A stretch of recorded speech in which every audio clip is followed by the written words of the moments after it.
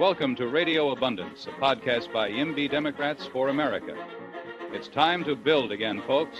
Fascism never made America great, but when progressives build, that's where you'll find American greatness.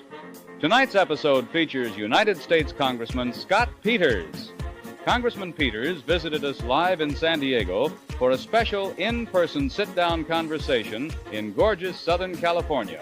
An original founder of YIMBY Democrats of San Diego County, Congressman Peters will be joined by the YIMBY Democrats of San Diego County's current President Manny Rodriguez and past President Angeli Hoyos. That's coming up right now on Radio Abundance.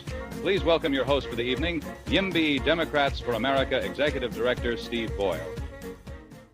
Hello and welcome to Radio Abundance. I'm Steve Boyle. We are in person, in studio together in San Diego today with United States Congressman Scott Peters. Hi, Congressman Peters. Welcome Steve. to Radio Abundance. Thank you for having me. Before we talk about you more, I also need to introduce our Radio Abundance San Diego guest star co-host today. Why don't you guys introduce yourselves? But you got to do it to the camera. Oh, thank you, Steve. Yeah, Manny Rodriguez, and I'm the current president of the YIMBY Democrats of San Diego County. And I'll pass it on to Angeli. Angeli Hoyos, YIMBY Democrats past president from 2022 to 2024. Yeah, so we have YIMBY Democratic royalty in this room, and we are blessed by it. And you're part of that origin story too, are you not? Yeah, I co-founded YIMBY Dems. I was drunk that night, but we got it done. Yeah, I mean, I think there's a lot of political No, it's stories good. where you And can actually, work I would that one say in. in San Diego, it's had a huge effect. It's really affected politics here in a really good way. I think, pro-infrastructure, pro-climate change, pro-housing, it's been really good. Yeah, I mean, I think I definitely want to hear about how it's affected things nicely, both to praise and boost you guys. Also, I think it's interesting to the audience, but mostly I want to know about the drunken night you founded it. So we were killing time before this. We didn't know what it was. We thought it was just like a reception. And we went to Cowboy Star, a restaurant I recommend if you want a steak downtown. Mm-hmm. They have a really good wine list, and we're killing time. And that's how we kill time. And I showed up, and all of a sudden I had to make a speech. So I think it was one of my less guarded speeches. But we were really happy. Scott Wiener was there. We had, a lot of good elected officials from around here really wanted to make a statement about the importance of being pro-housing in particular. It was a really good start to some political effort here. When I was on the city council a couple decades ago, the environmental groups would come testify against projects just to be sort of anti-growth, and that was seen as the environmental way. And it's not that long ago, and it was not that unusual. But I think we've really changed that conversation because, if you're concerned about climate, you're concerned about infrastructure, and everything else we talk about in this podcast, we have to figure out how to build the right things. And we're on offense, not on defense. And that's animated my service in Congress as well as my connections here. In the years to come, people will write history books about the abundance movement. And really only a couple of them can use the story of Jimmy McMillan and The Rent is Too Damn High as their opening lead-in chapter, right? Yeah. So we'll need to find other creative opening chapters. And I think you drunk having steak with Scott Wiener is a pretty good one. Why were you there? Why was he there? And how did that turn into YIMBY Democrats of San Diego County? I confess to ignorance about how it came together. They said show up, so I really thought I was going to show up and wave. And then get driven home. But why was he there? I mean, you see, obviously Scott is one of the people who's been thinking about what does the environmental movement mean today? And the way I think of it is, in the 1970s, people with really good intentions noticed that we were making a lot of mistakes. We were doing a lot of damage, and they wanted to put up some hold-on barriers, make sure you know what you're doing before you do it. And that was the NEPA, which is basically said, before you make a substantial decision, or a decision that might affect the environment, know what you're doing, know the facts, and know what the alternatives are, and consider that. And that was fair. Today, we have the Clean Water Act, we have the Clean Air Act, and we have a lot of substantive protections we didn't have back then on environmental protection for environmental quality, really regulating the emission of pollutants into the environment and things that affect human health. We have those things. And we have to think about how to be on offense because on the energy side, which I work on in DC, we have to build a lot of energy. We have to build transmission, offshore wind, utility scale solar, hydrogen pipelines. all those things we need to fight climate. Well, it shouldn't be the environmental laws that are in the way of that. We should be on offense as an environmental movement. And I think we see the same thing with CEQA in California, and what it's done to infill housing, which is probably one of the most environmentally friendly things that a city government can do is sort of develop where there's already cement. And now I think we're really thinking about that as an environmental movement. How do we make that happen? Nice. We did just have on Congressman Laura Friedman, who I think is a friend and ally. She's a great add to the Congress, by the way. Oh yeah. And so she just rolled out the I think it's called the Cut Red Tape for Housing Act, and it's a reform of NEPA. Mm-hmm. And so we had her on live talk about it. She's making the same point, and you and I talked about this in our first episode, which is we're not serving the environment by not building housing. We are harming the environment quite significantly. Now, I mentioned that first episode, so you have been on Radio Abundance before. It is a fantastic episode with Manny. It's a double feature. And it's a great Scott Peters 101, right? Your origin stories, how you think about this. It's fantastic. We don't have to retread old ground. In fact, what we can talk about is that was one of our first podcast interviews. I think we talked in April. I think we published that in May. It's only been 5 months since YIMBY Democrats for America launched at the very end of March. It is now the very end of August. That is 5 months. It is insane to think about what's changed on both the Build America front and the Defeat Fascism front. On the when we spoke, the YIMBY caucus had started. The Build America caucus had not been announced yet. Right. The reform of CEQA in California, that's new, and I don't think any of us would have predicted it. The idea that Zora Mandani, the DSA's candidate, would be praising abundance. I can't remember if I've said this on the podcast or just said this joke in every Google Meet I've done. But like the amazing thing about that race to me is not him praising Jersey City building, not from the standpoint of abundance, but from the standpoint of a New York City politician in a competitive primary saying, look at what Jersey City did right that we have to emulate. I tried to look for examples of that, of New York City politicians praising New Jersey for things other than being there across the river, and found zero. And to do that on building housing is crazy to me. So that's new. I mean, things are changing fast. How do you think about what's going on both in Congress and at the state level? Well, I think it makes sense. I mean, I think politics sometimes does follow the facts, and that's what's happening here. And you know what I found too is that in my own career, sometimes you just got to say stuff and see what the reaction is. And there's really not an argument against this, I don't think. I don't think there's an argument against building things better and faster. And particularly in California, we've suppressed the building of housing for decades now. And, people like our guests or our co-hosts here are really challenged to find a place. And no city is sustainable under those conditions. So this is sort of an inevitable realization. And I think the faster we get on it in terms of policymaking, the better it will be for all of us. Nice. And I swear to God, I'm going to bring you two in a second. And actually, I'm not going to bring you in. I'm just going to tell you right now to blurt in and butt in whenever you want. But I do want to ask, I'm just curious. I'm curious what it is like right now. I don't get to stand in your shoes. I can watch you on TV, but to be in Congress in this moment in history, fighting for abundance. I mean, there's been a couple of months since we've talked, and then you come to San Diego in August recess, and now you're in your hometown and seeing what things are like in California, and now you're about to go back to DC. What have you been working on? What have you learned since you've been back in San Diego? And what are you hoping to get done? And what can you get done in Congress right now in the rest of this year? Well, there's sort of three parts of my job. One is explaining what's going on. One is trying in Washington to fix it. And third is worrying about elections. Right now, so the month of September is really significant because it's when we do our budget, usually, if we do a budget.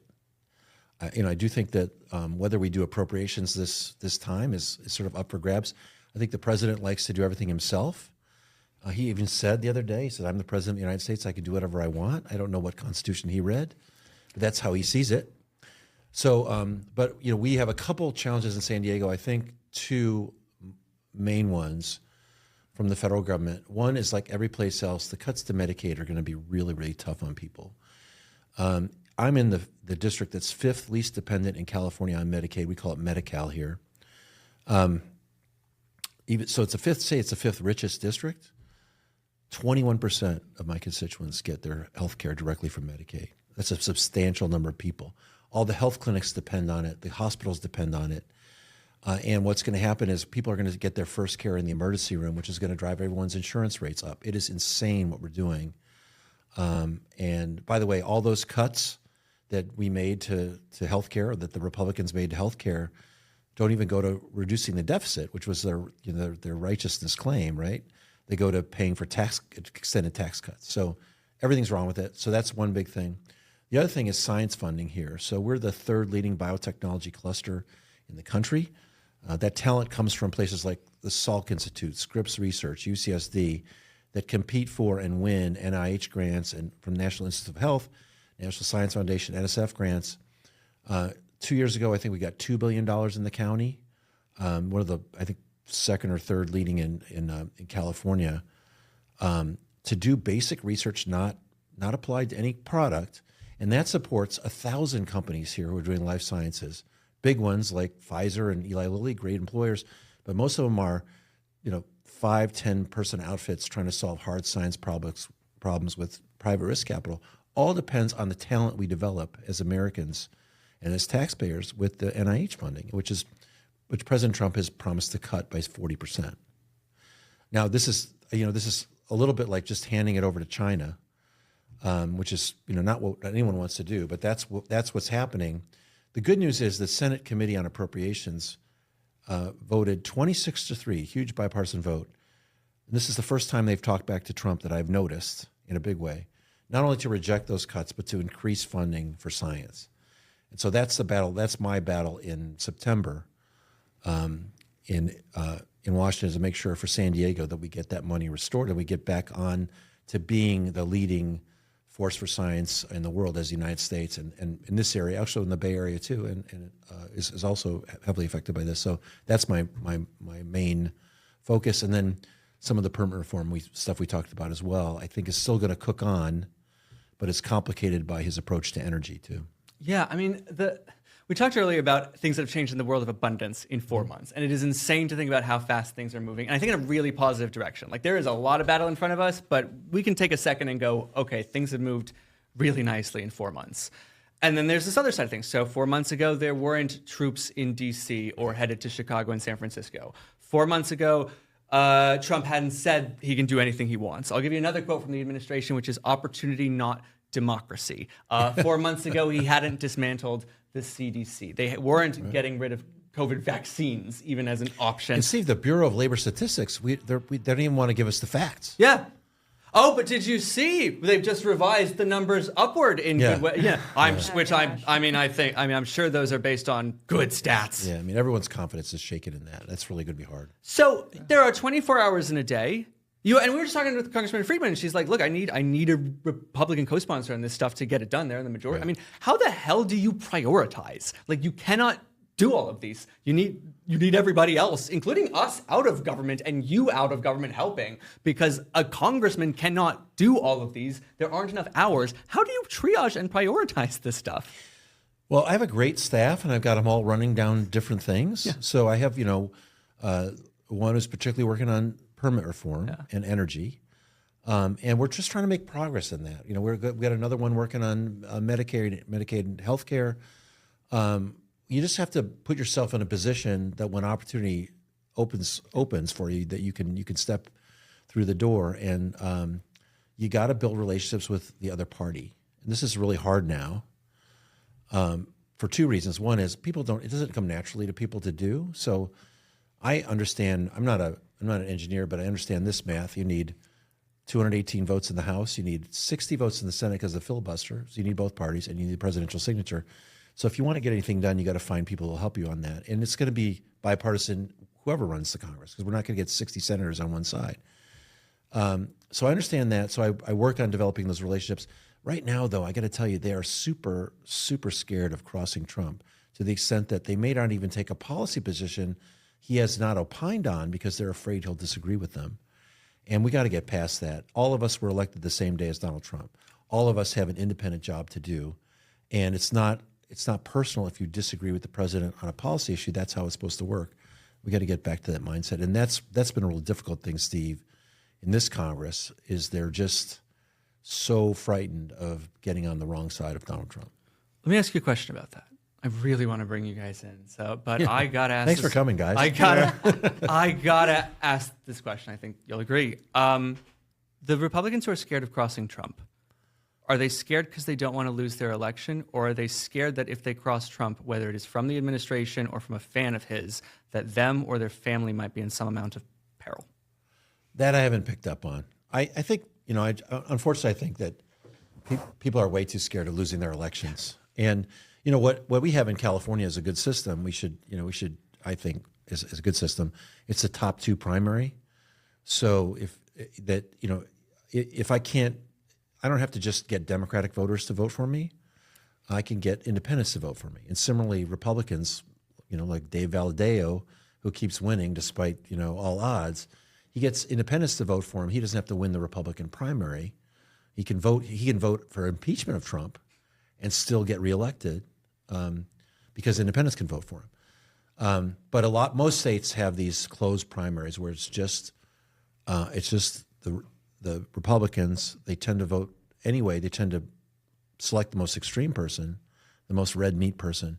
And now Trump sort of has a veto, I think, effectively. I really do believe that if Trump comes out against you and you're in a Republican primary, you're kind of out of luck. So they're treading very lightly. And then you see some people who criticize him, they just quit right away. So Tom Tillis voted against the big bill, and then he quit. The senator from North Carolina just quit. And those are the kinds of people we need to stay, but they're quitting. Don Bacon, my friend from Nebraska, we'll probably win that seat in Omaha as Democrats, but he was the kind of Republican that, he was for, standing with Ukraine, doing the right thing. He quit. And so that's kind of the effect is they don't stand up to him, and then if they get really frustrated, rather than fight, they quit, and it's just not a good situation right now. Yeah. I see. Well, I want to bring it back to what you were saying earlier. Like, so much has changed in the past few months, especially with here in California, CEQA, and also you mentioned all these great and also terrible things like Trump is doing, but also 4 months ago, he wasn't forcing Texas to redistrict, and now that's not forcing, I think Gavin Newsom is kind of standing up and saying this is an opportunity for us to swing back. And at our earlier conversation, we were talking about, housing, and there used to be a time in American history people cared about how many people lived in state, specifically during the slave era, where people in Kansas, Nebraska would kill each other just to make sure they could vote and make sure their state had, was a slave or a free state. And, I'm curious from you, like, do you think that, with the Electoral College becoming so politicized that states like California might think, oh, we actually need to build more housing. Like, I don't care if you're a NIMBY, we need to build more housing because we're losing electoral votes. And now, unless you want to live in a red country for the next 20 years, we need to start increasing production. I think, Manny, that the way I'd characterize it is we should keep our eyes on the ball. And there's a lot of talk about redistricting here, and I think we should really be focusing on what is it we're missing that people want. And one of the things that you talked about is exactly that. Like, why, are we standing up for the people who can't afford a home in California? And we need to be that party. We need to be that party. Yeah. We can't be the party of obstruction there. I think that's really harmful to us. And that's how you win elections, is that you show you're with the people who are voting. And so I understand, and I support this redistricting effort in California. I lament that we have to do it, but I think it's the right response to Texas, and I think it's fighting fire with fire. But let's not lose sight of what we have to do to win elections, which is be responsive to what people care about. Cost is the biggest thing, and that's what Zoran, forget whether he's a socialist or not. He talked about costs. And that's what we need to get back at. And housing is one thing, but like the cost of groceries is on people's mind. And someone said we can't be selling them joy when they can't afford eggs. We need to focus on that as Democrats. And certainly in California and in San Diego in particular, the cost of housing is the biggest obstacle to our continued prosperity. And we ought to be all over that as Democrats. Congressman Peters, we know we talk all the time now, we need to lower costs in blue states to win elections, but I was curious if you could just tell us nationally, are prices going up or down? I think they're about to go way up. They're going up, aren't they? They're going up. Yeah. I just think good to get that on camera before they change the stats and we have no idea anymore. Yeah, they're going up, aren't they? They're going up, and what's going to really because of what he's done with solar and wind, energy prices are going to go way up. This is an abundance issue. For the first time in some decades, we're going to see, I think, a 16% increase in demand for electricity in the United States when we've only experienced 1 or 2% a year.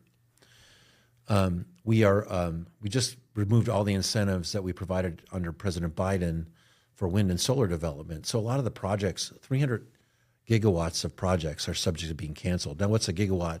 A gigawatt is about enough power to power all the homes in San Diego for a year, 1 gigawatt. Talking about losing 300 gigawatts of wind and solar, which is the fastest and the cheapest energy to put up quickly. Well, because of what the big bill did, we might lose that. Well, if you look at what China's doing, this is kind of like New York and New Jersey, right? Now let's look what China's doing. I don't think China cares about climate change any more than Donald Trump, right? What are they building? They're building a ton of wind and solar. They are 38% coal, which I would not want to go back to. But last year they built 80 gigawatts of wind and 250 gigawatts of solar. They've got 750 gigawatts of solar in line to be built. What do they know that we don't know? They're not doing it because they're tree huggers. They're doing it because they want power fast, now, cheap. And that's what they're getting. And that's what we're not doing. And it is just, I don't mind a disagreement in policy. This is just freaking stupid. And it's counterproductive. And it's going to raise prices because all this demand is not going away from AI and new manufacturing, and electrification is driving up demand, and we're just not stepping in to meet it. And all you have to do is look at what China's doing to see we're doing the wrong thing.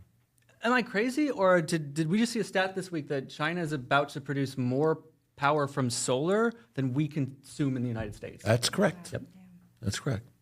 And it's not because they care about the Paris Agreement. They, really. It's just so dumb. So why are we so ideological? It doesn't make any sense.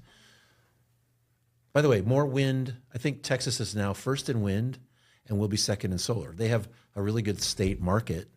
What's that market producing? Wind and solar, right? In Texas.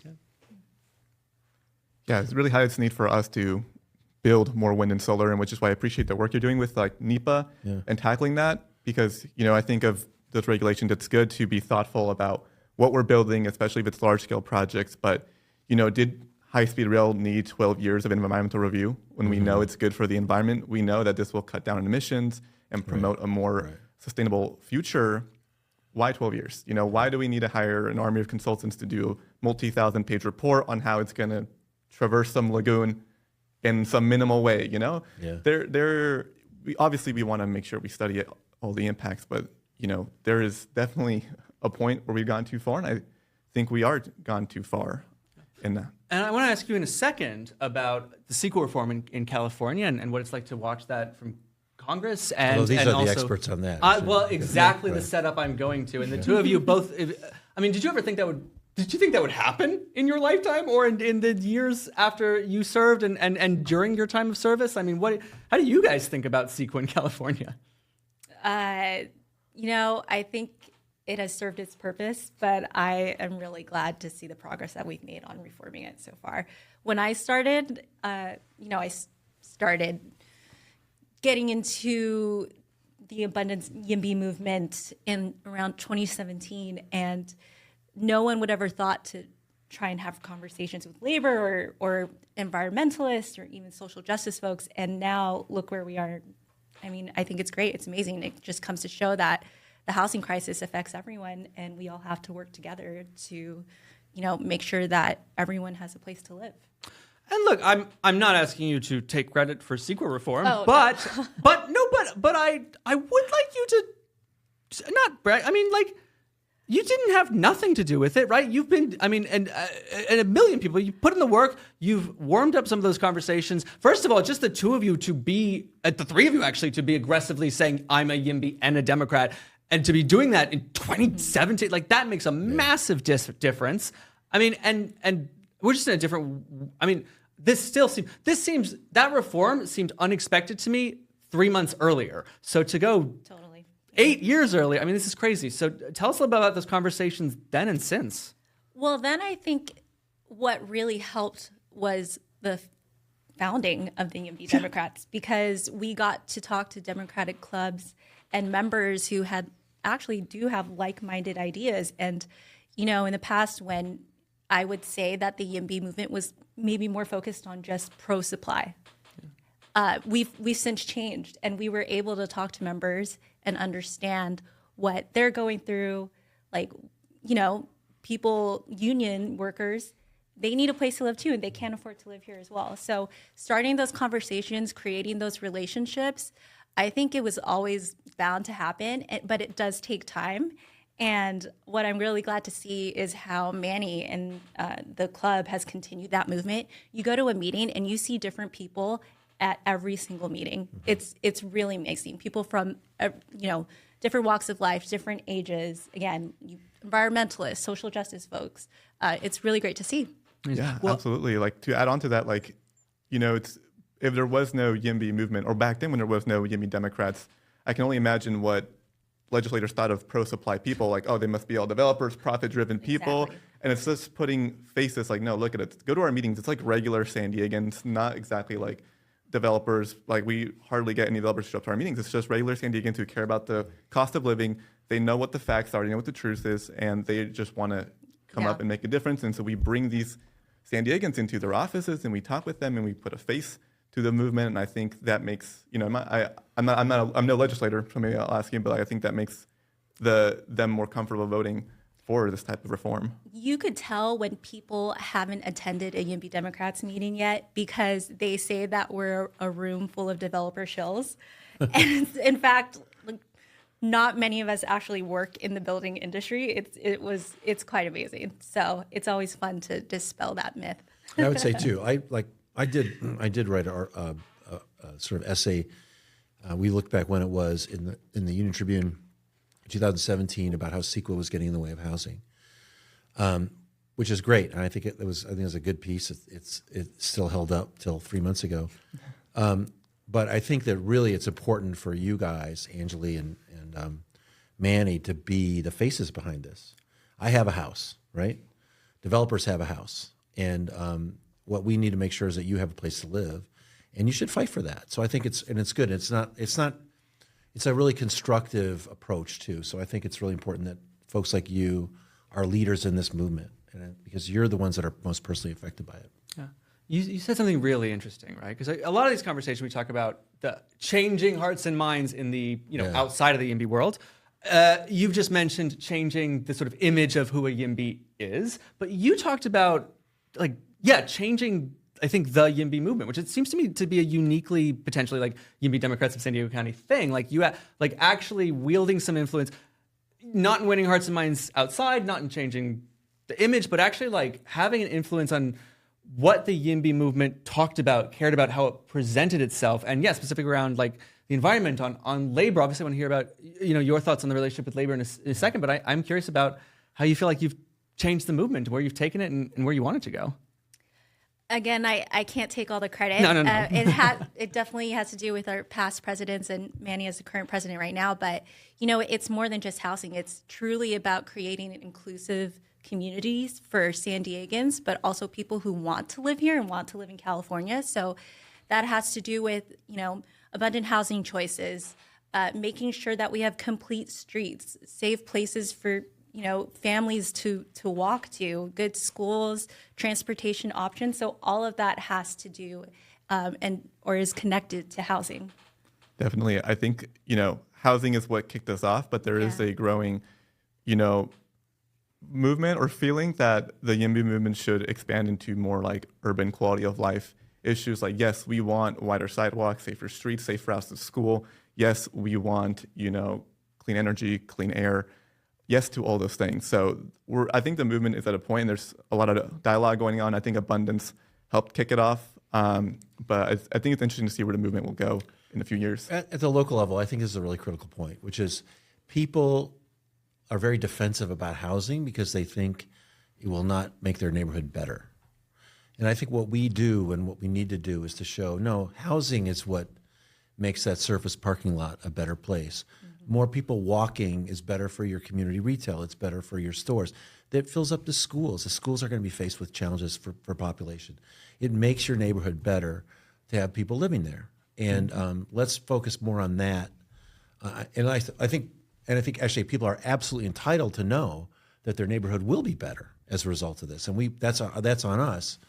But I also think, think about more than just housing units is really important. So I think that's a level of sophistication and conversation that you have to have with people.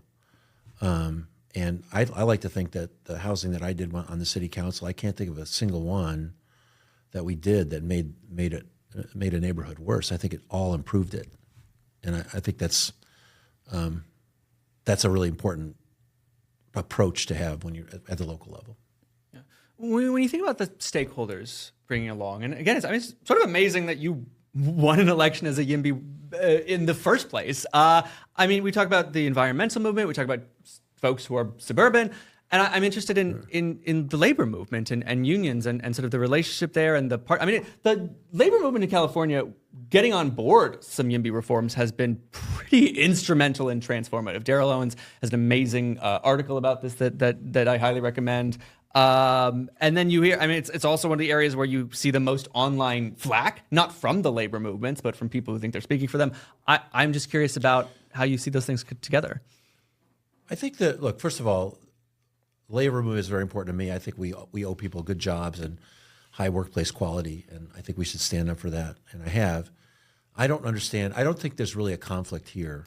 I do think that in California, CEQA has been a useful tool for labor to get, project by project improvements in working conditions and in wages. And I understand that it's been an important piece of leverage for them. I don't think that's the best way for us to assure workplace conditions. We should be doing that statewide. We should be fighting wage theft and standing up for those issues that are important to them. Where you don't have CEQA is in Washington, D.C. And let me tell you my experience there when we're talking about energy and building more energy. Pipe fitters want to build pipes. The electrical workers want to build new transmission wires.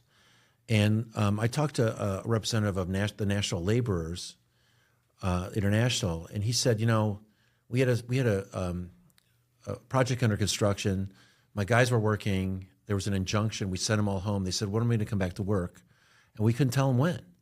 And that kind of stuff is not in the interest of working people. And I think that when we talk about getting more jobs, getting rid of the red tape is only to the good. And the other thing I would say is that we talk a lot about how we want good wages, living wages, wages that can support families.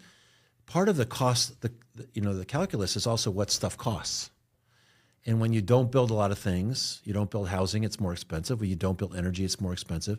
So it's to the benefit of working people in particular who have to worry about monthly expenses more than rich people to make sure that stuff doesn't cost as much. And by building a lot of energy, by building a lot of housing, by investing in science up front and making healthcare more cost effective. Those are all things that work to the benefit of the people that labor cares about as well. So I think for job creation, it's clear that this is going to be good. And I also want to congratulate labor on being flexible on CEQA. I knew it was a hard thing to give up.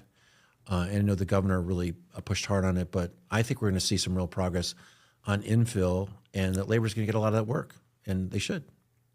Yeah, organized labor. I always think, right? Who's gonna build the homes? Right. Workers. Who's gonna live in the homes? Workers, right? Or be able to stay in their home because other people won't be jacking up the price of it because there's so much competition for so few homes. Every time you can live near your job instead of commuting an hour away, that's 2 more hours in the day you can spend with your kids and your family. And teachers need homes, and firefighters need homes, and people who are represented, laborers need homes. So I think let's all work together to make sure this works to their benefit, but it should. It does occur to me. You were talking earlier about, you've got tariffs on material, lumber and parts and materials. You've got, whatever you think about deportations. I certainly have my opinions. It's going to change the dynamics of the work. What happens if we liberalize zoning and the Trump administration jacks up all the inputs so much we can't build? What do we do then? First of all, I think San Diegans think it's reprehensible the way people are being treated. And I will tell you, the bottom line is Democrats learned a lesson that people believe in the rule of law. They think the law should be enforced, and we should be on board with enforcing the border. We should definitely deport criminals, and we should make it easier to deport criminals, serious violent criminals, get rid of them. But what you see, and the reason Trump's numbers are in the toilet now around immigration, which was his strongest issue coming in, is they don't agree with treating working people like this. People who are working, who are supporting a family, are paying taxes, doing the right thing. That is, throwing those people out of the country is inconsistent with American values, first of all. And also it crimps a workforce that's already challenged. We already have a labor supply issue. You're going to make things more expensive, which, this is also an administration that said they were going to lower costs. No. As they toss these people out, all those things are going to get more expensive. And we're going to be less competitive as a country. We're not going to grow. Growth is something that they need to justify these ridiculous tax cuts that they just did. So what they're doing is wrong, morally wrong, but it's just stupid from an economic perspective. And San Diegans understand that. We had a raid of a restaurant here called Buona Forchetta, which I would recommend. It's a nice restaurant in a cool neighborhood called South Park. And they went in with 20 ICE agents, fully armed machine guns, 20 ICE agents to this little restaurant. You thought El Chapo or some drug kingpin was at the bar, right? No. They were getting rid of, they were seizing 4 workers, like 3 dishwashers and a busboy. And that's who they were getting rid of. Our neighborhoods were no safer because of that. Our businesses were hurt because of that. And, families were torn apart because of that, and for nothing, just for a show. And so it's reprehensible. It's certainly not consistent with abundance, but above and beyond that, it's just really a terrible thing to do. I mean, they've got quotas to fill, and they get bounties when they grab people. Yeah. And I'll tell you what, that paramilitary force still gets their Stephen Miller bucks, even when they grab a legal immigrant or a citizen. They still get paid. And which makes you think whether you're listening to this and you're getting furious about fascism, or you're listening to this and you're getting excited about abundance. What can ordinary people do, right? And I think particularly we've got an example of 2 people out of government that have done incredible jobs in whose footsteps people can follow, that where you've seen their careers and journeys and can speak to what they did so well. So I'm both curious from your perspective what any ordinary citizen can be doing, and also what ordinary citizens should learn from these 2. And then I'd love to know from you guys how you got, a little bit of how you got into this and what you'd like people to take away from the journey you've been on. Not in a bragging way, but let people, they can't follow in your footsteps. They don't know about your footsteps. So it's, I want to know about the good and the bad, but let's start with you. Well, no, let's start with the people who are on the ground. I've said enough. I'd love to hear from you what we think we could tell regular people to do. Okay, so I'm going to start with my origin story, Please. maybe. Okay, I am born and raised in San Diego. I grew up all over San Diego County because my parents definitely considered middle class. My mom was a nurse, my dad was in the Navy, but we had to move around a lot because we also were a multi-generational household. And I had a wonderful life. Like, I was able to live in a single family home at one point, an apartment, condo. Didn't matter though, it was still full of love. But we were only able to afford those homes outside of the city of San Diego because that's where the affordability was. I went to college and wanted to be a social worker, and I came back, couldn't get a job, also already felt burnt out from being a social worker, and I fell into politics. And that's how I kind of got started learning more about land use and housing, and how, the cost of living just really affects your way of life. And I had always lived with roommates. Even in college, I had to, share a room with my roommates because I couldn't afford that much either. And so all of these things came coming at me all at once. Like, why is it so hard for me to pay my rent? Why do I have to move back home with my parents? Oh, because the cost of living is too high, because housing costs are too high, and actually there's something we can do about it.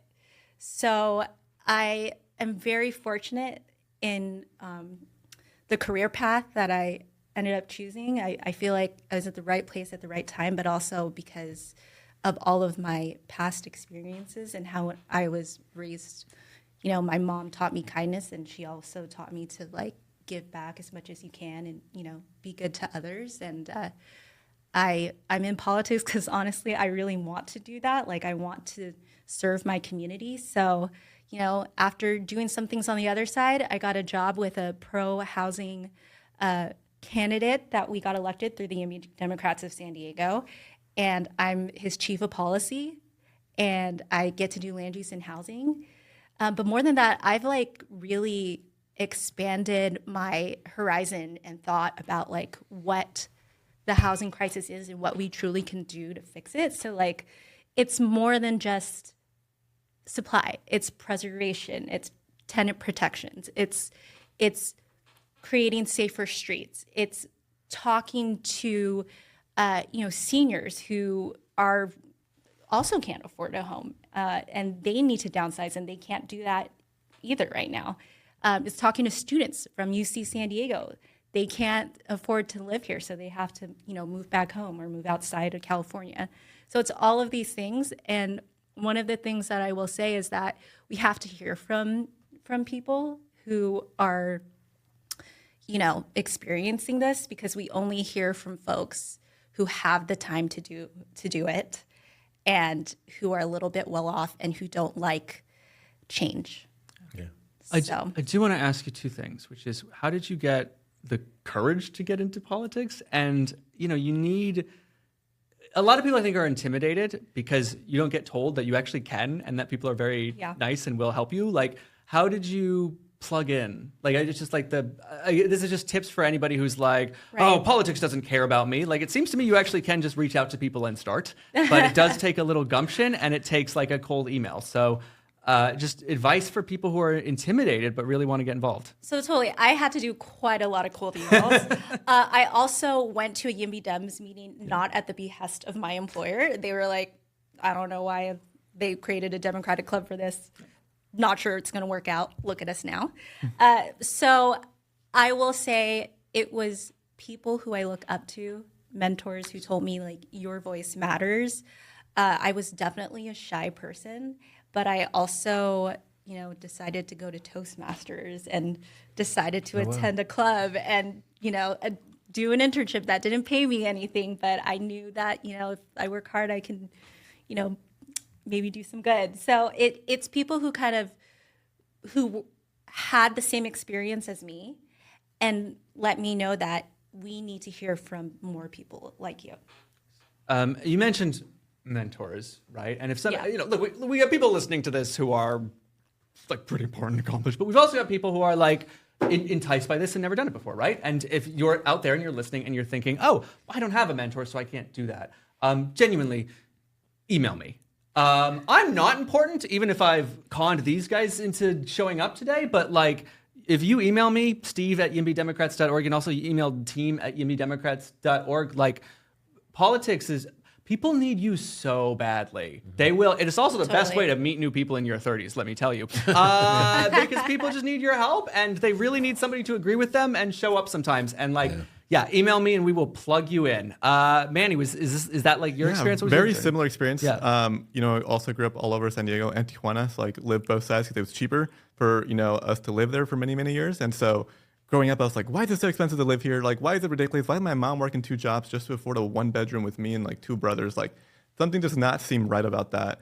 And, as I got older, I started getting more research and like reading about it and thinking really critically about it, it came to the conclusion, well, housing policy needs to change. And the only movement at the time that was offering a solution was the YIMBY movement. And so I, through my own research, found out that this is a pretty credible movement to be a part of. And years later, I joined the YIMBY Dems. Angeli was president. Angeli welcomed me with open arms. And now I lead the organization. And of course, people reach out. And I'm always happy, whether you reach out on Instagram, whether you reach out to email, get back to you, because politics is a numbers game. And, if I can connect with you and that's one more person that will show up to City Hall, it's fantastic. And so, we're a very welcoming movement. And, to the point about like how to grow it, I think the Congressman said something really good earlier about like, communicating people like the issues that matter, which is cost of living, and, communicating like, I'm working hard to lower the rent, because everyone I grew up with is either moved out of state or they're still living with their parents, and that's not acceptable. We need people to have ownership in this region and to have like a good shot at raising a family in a good neighborhood. And so I'm here working really hard to make sure that you have that future, to lower the rents, to create more home ownership for you. And we really need your voices because it's not the experience of a lot of voters. Oh. And a lot of voters are people sitting in houses and don't understand what a challenge it is for you. So it's really important that folks in your situation get up and tell their story. And I'll just say too, I was deathly afraid of public speaking before I became a lawyer. Yeah. And my boss made me try a case. And I got that far with still being shy about speaking. And you just have to learn to do it, and you could do it. So I hope that you your example will encourage other people to do it, because it's great to have you in the movement and leading the movement. Thank you. We're going to do final thoughts in a second, and each of you will get a chance to say anything, last thoughts on your mind. Also, people can follow your work. But I do want to say, there's a lot of reasons for us to like Congressman Scott Peters. You were very early to this movement, kind of on that tip of the spear in quite a brave way. You are accomplishing things in it now. You are also very kind and authentic, and show up and are nice to entrants in this field. Your team is spectacular. But there's one thing I think more than anything else. You want to take some more time? I'm gonna give you something. I'm gonna give you something now because, and I think this will probably come through in the recording, but just in case it doesn't, we met a minute before we started today, right? You and I know each other. It's our first time co-hosting together. And the thing and so this whole time I'm like, oh my God, I'm not doing a good job bringing these guys in. I'm feeling bad. And the overt and also subtle ways that you made sure to give them the mic and the floor and like that. I don't know. Maybe that's very obvious on camera, and you're like, thank God he's correcting Steve's faults. Maybe it's just an event producer MC thing that you're like, oh, that's definitely what's happening. But I was impressed by, I thought, that revelation of character, and I thought that was very cool. I just want to hear what they thought. Yeah. Well, with that in mind, yeah. You got about a matter of seconds and minutes before we got to get him out here before I get yelled at. So I think we all want to hear, what do you think? What's parting thoughts for anybody listening? And more importantly, how can they follow you and support your work or the work going forward? Thank you for having me. Please show up. I work for Councilmember Kent Lee in the city of San Diego. He's the chair of Land Use and Housing, and there are many housing policy items coming forward, and we need to hear your voices. So thank you. Yeah, thank you for having us over. Thank you, Congressman, for coming. Angeli, thank you for coming. Just show up to our general monthly meetings, reach out to us on social media, on email, say hi to me if you're on the street. I really appreciate that. And just be part of the movement. We want to create a vibrant future for everyone here and make sure that you have a place to live and, be close to the people that you care about. So I know we can all agree on that, and I hope that you join us in that movement. Very nice. Manny, can you look at the camera for a second? You did just tell us, if you ever see this man, he has told you to come up to him and say hi on the street. So people do, so. he's pretty tall, so you'll see him. Congressman Scott Peters, what do you want to leave us with? Thanks for having us, Steve. I think it's great. It's great to be with these two people, leaders in their own right. And to follow me, by the way, you can always subscribe to my newsletter. We send it out every Friday. I try to make it substantive about what we're doing, if you want to follow that. But I just ask that you be in the movement. And I also ask that you try to be constructive, that this is not something that should be generating conflict. This is something in which every San Diegan has an interest. And let's figure out how to make it work for everyone. And it is true that I think property owners and developers and young people who need a house and people who want healthy schools, we're all in this together. And that's what I'm excited about. And I think it's imperative for us to get it right. So get involved and speak up and ask your questions and be constructive. Amazing. Congressman Scott Peters, thank you so much for joining us here in beautiful San Diego. Yeah. We hope to see you in D.C. soon. Good. For D.C. weather the last 2 days, though. It's unusual here. It's been a beautiful August. It's real hot today. I'm a little sweaty. I hope maybe the camera can tell. No, this has been really cool and delightful. For Angeli, for Manny, for YIMBY Democrats of San Diego County, for YIMBY Democrats for America, for YIMBY Democrats of Congress, apparently, and Congressman Scott Peters. Thank you so much, all three of you and everybody out there, for being with us today on Radio Abundance. We'll see you next time. You've been listening to Radio Abundance by YIMBY Democrats for America. Join us at the first ever Festival of Progressive Abundance, coming up on Friday, January 30th to Sunday, February 1st in Los Angeles. Get tickets today at progressiveabundance.com.